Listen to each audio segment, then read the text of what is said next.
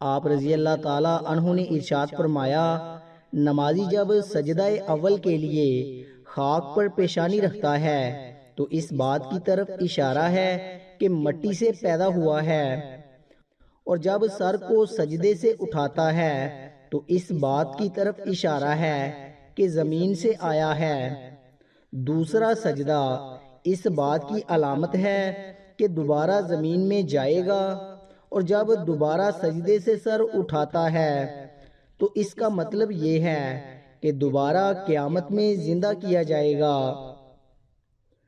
کسائی آواز لگا رہا تھا کہ تازہ گوشت ہے لے لو۔ وہاں سے حضرت علی رضی اللہ تعالی عنہ کا گزر ہوا تو اس نے حضرت علی رضی اللہ تعالی عنہ کو بھی کہا کہ اچھا گوشت ہے، آپ بھی لے جائیں۔ حضرت علی رضی اللہ تعالی عنہ نے کہا، آج میری جیب اجازت نہیں دیتی۔ کسائی نے کہا، میں آپ سے ادھار کر سکتا ہوں۔ اس پر حضرت علی رضی اللہ تعالی عنہ نے ارشاد فرمایا، یہ ادھار میں اپنے پیٹ سے ہی کیوں نہ کر لوں، جس کو میں جنت میں اس سے بہتر غذا کھلا سکتا ہوں۔ حضرت علی رضی اللہ تعالی عنہ نے ارشاد فرمایا، جس کو تم چاہو اور وہ تمہیں ٹھکرا دے تو یہ اس کی بد نصیبی ہے، اور اس کے بعد تم اس کو زبردستی اپنانا چاہو تو یہ تمہارے نفس کی ذلت ہے۔ نادان لوگ دولت کے لیے دل کا چین لٹا دیتے ہیں، اور دانش مند دل کے چین کے لیے دولت لٹا دیتے ہیں۔ اپنے جسم کو مت سنوار، اسے تو مٹی میں مل جانا ہے۔ سنوارنا ہے تو اپنی روح کو سنوار اے ابن آدم، اسے تو رب کے پاس جانا ہے۔ جس کو تم چاہو اس کو بھی آزمانا مت، کیونکہ اگر وہ بے وفا نکلا تو دل تمہارا ہی ٹوٹے گا۔ جب میں دسترخواں پر دو رنگ کے کھانے دیکھتا ہوں تو لرز جاتا ہوں کہ آج پھر کسی کا حق مارا گیا ہے۔ صبر کی دو صورتیں ہیں، ایک جو ناپسند ہو اسے برداشت کرنا، دوسری جو پسند ہو اس کا انتظار کرنا۔ جس درخت کی لکڑی نرم ہوگی اس درخت کی شاخیں زیادہ ہوں گی۔ بس نرم طبیعت اور نرم گفتار بن جاؤ تاکہ تمہارے دوست زیادہ ہوں۔ اے لوگو، تم کس دنیا پر فخر کرتے ہو جہاں بہترین مشروب مکھی کا تھوک یعنی شہد، اور بہترین کپڑا کیڑے کا تھوک یعنی ریشم ہے۔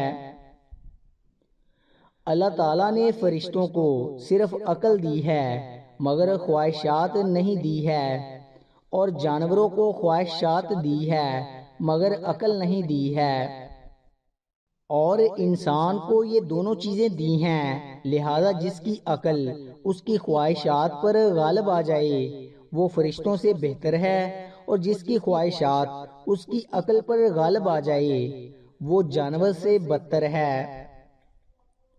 اپنی جوانی کے دھوکے میں نہ آنا، کیونکہ یہ ان قریب تجھ سے لے لی جائے گی۔ دنیا میں کبھی اچھے انسان کی تلاش مت کرو بلکہ خود اچھے بن جاؤ، ہو سکتا ہے کہ تمہارے اس عمل سے کسی اور کی تلاشی ختم ہو جائے۔ برائی کی مثال ایسے ہے جیسے پہاڑ سے نیچے اترنا، ایک قدم اٹھاؤ تو باقی اٹھتے چلے جاتے ہیں، اور اچھائی کی مثال ایسے ہے جیسے پہاڑ پر چڑھنا، ہر قدم بہت مشکل ہوتا ہے۔ اگر تمہیں ایک دوسرے کی نیتوں کا علم ہوتا تو تم ایک دوسرے کو دفن بھی نہ کرتے۔ صبر ایک ایسی سواری ہے جو کبھی سوار کو گرنے نہیں دیتی۔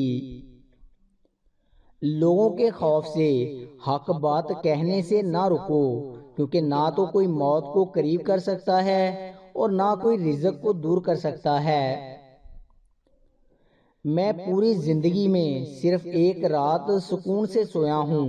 پوچھا گیا وہ کون سی؟